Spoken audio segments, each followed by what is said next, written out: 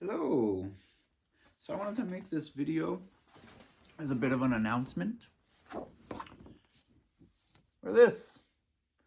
I recently obtained my professional title certificate in tracking via Tracker Certification of North America, branch of Cyber Tracker. And I wanted to make this video first as an announcement, but also to contextualize what this means to me.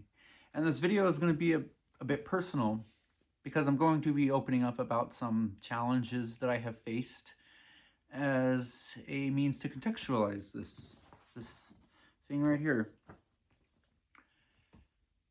So I'm going to take a little bit of a circuitous route, and I'm going to start off with a bit of a confession, something that I don't like, that I don't like admitting or telling people, and definitely something that I don't like putting on a resume, that I lie about on resumes, is that I am a high school dropout.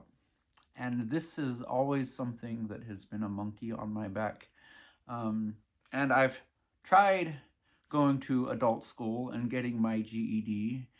And this consisted of sitting at a computer, reading these lessons, and then trying to take tests. And then the 2 times that I tried that, I just went into a fog and I just could not focus. And so the prospect of college was always appealing to me because that meant that I would be able to focus on things that were interesting to me. But as I said, I was never able to jump that hurdle of getting my diploma or GED.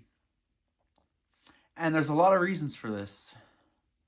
I have ADHD, whatever that is. In my world, I conceptualize that as more of a selective attention because I have to be pulled by something. I have to be compelled. It has to be something that comes from within me. And I think the reason why it's like when your emotions are aroused and involved, there's so much more of you that is invested in what it is you're focusing on. And so I don't have an attention deficit. I can actually, quite the opposite. I can be very hyper focused at times. Which brings me to another thing that I don't normally tell people, that is another complication in my life that is contributed to me not graduating high school, is that my parents were meth addicts. And so I didn't have structure in my home. My home was very chaotic. And my parents were also very distant in particularly in my dad's case. And this was a bit of a blessing in disguise in that I had a lot of freedom in my childhood. I was able to basically do anything that I wanted because my parents were distant and they were busy doing their thing. And so I think that's also why I have always been able to follow my own impulses and to remain intrinsically motivated. And so that was the blessing in disguise. However, of course, that came with a lot of complications. I wasn't very well integrated into society, and I was a bit of a wanderer. And when I turned 16, my dwindling curiosity was rekindled by chance encounters, meeting somebody in high school who was a very curious and intelligent person, an intellectually inclined person that would talk to me about, he was a bookworm. and in fact, I didn't read my first book until I was 16 in response to like meeting this person and him sharing some of the things that he was learning with me. And that set me off on a much better path than I was headed down, because as soon as I reached high school, basically I just went downhill, and I was just mentally dropped out at that point, and I was just ditching all the time and doing a lot of really dumb things, including doing drugs and alcohol and sleeping in abandoned houses and in storm drains, and it was a mess. But I can't imagine how my life would be if I didn't meet this person. And there's a lot of weird things behind us meeting that I won't get into, very strange things, but I won't talk about that. So all of that leads to this. And my life has always been characterized by jumping from one obsession to the next. Birds, plants, foraging, making beer, computers, history, cognitive science, psychology, philosophy, always jumping around. And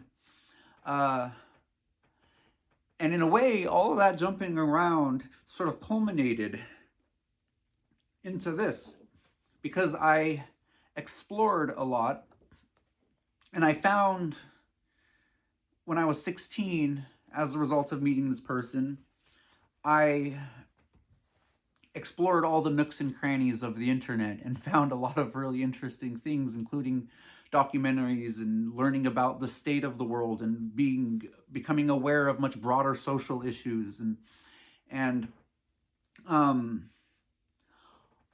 all of that basically led me to tracking. About 10 years ago, I discovered the work of John Young, and that's when I became a naturalist. And I started off with birds and plants, and about 7 years ago is when I first started getting into tracking, kind of, and then I fell away from it for a very long time, and got busy with depression, with life, with work, and in my spare time, other preoccupations, other hobbies, I spent a lot of time reading books about philosophy and stuff like that, and that consumed a lot of my time. And then about a year and a half ago, me and my partner attended the Northeast Wildlife Conference in late October in 2024. And being immersed in that environment, being around those people, taking workshops, going to presentations, it all came back. Something awoke within me. And it was literally at the conference that I committed myself. This is what I want to do with my life, something to do with tracking. And I even had the idea then, I'm going to create a tracking club and I'm going to teach tracking. And then for the first time in my life, I was able to hone in, to not jump around, but to completely fixate on tracking and to not veer off in any other direction. And it's been that way for about a year and a half now. And as a matter of fact, I've become more obsessed as time goes by. And when I'm not working, most of my spare time is, except for the night times that I spend with my partner, most of my spare time is spent immersed in tracking. When I'm not out in the field, I'm flipping through field guides. I'm reading natural history books. I'm digging through scientific articles on animals and various other activities, all with the aim of trying to understand the world around me. And this is all nested in a deeper philosophy of my worldview, my sense of reality, my sense of self. And basically, I feel that I have come to understand the importance of this skill set, which is why, like, at this point in my life, every part of me is compelled down this path. And that broader philosophy that I mentioned, I feel that I have come to understand the importance of our human connection and awareness of the natural connection to and awareness of the natural world. Because tracking is all about understanding relationships and understanding how to see the bigger picture of how energy flows through systems and how we relate to that. And I think that in modern society, the structures that organize our lives have entrained us into a state of hyperconceptuality where our experience of the world has been reduced to atomistic static units. And we're the symptom of this is mind chatter. We're stuck in a world of symbols, of concepts. And that is because literacy and arithmetic are highly emphasized in modern society, in the education system. And there's no attention paid to the senses. It was Alan Watts who said that language is linear. It's strung out in a line, whereas reality is multidimensional. And when we come to our senses are the portals to understanding the ground of being, the ecological networks that our existence is an expression of, that we are ultimately dependent upon, that we are at the whim of processes that are much greater than us. And tracking is the portal into opening, tracking is the portal to that world, to understanding that world that we emerge out of. It's all, because like I said, it's all about understanding relationships in nature that all coalesce, and what emerges is this direct perception of the bigger picture of our relationship to the world around us. And civilization acts as a buffer layer where cause and effect are cut off from each other. We don't perceive that. We don't see the pollution. We don't see the animals in the factory farm. We don't see the extinction. We just see the neatly plastic wrapped package on the shelf. And so I'll stop talking about that, but basically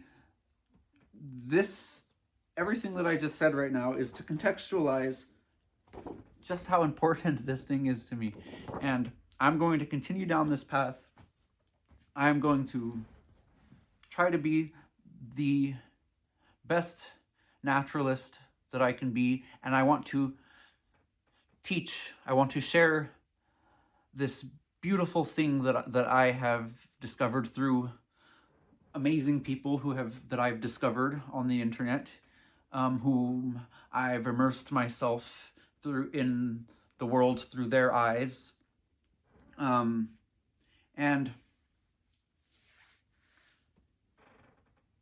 as I mentioned, I wasn't socialized. And so being around I used to think that I was an awkward, antisocial person, but being around other trackers, putting myself in situations that are uncomfortable and pushing myself through exposure therapy is developing confidence in myself. And I have gathered so much momentum over the years that has all hit a tipping point a few months ago, and I am beginning to feel confidence in myself for the first time in my life. And for the first time in my life, I feel that I am not an aimless loser. That I have a vision and for my future of the character that I can create. And I've always felt that I was on the verge of something, but never felt that I was there. But a few months ago, I've reached that point, and I'm just excited for my future at this point. And I am still pretty dysfunctional, but I'm perhaps a little less dysfunctional than I have been. And putting myself in these situations, and I started up a tracking club a few months ago, and I've been teaching and facilitating a learning environment, rather. And yeah, I'm just excited for my future, and I am committed to this organization. I love what they're doing, and believe that's all I gotta say. Thank you.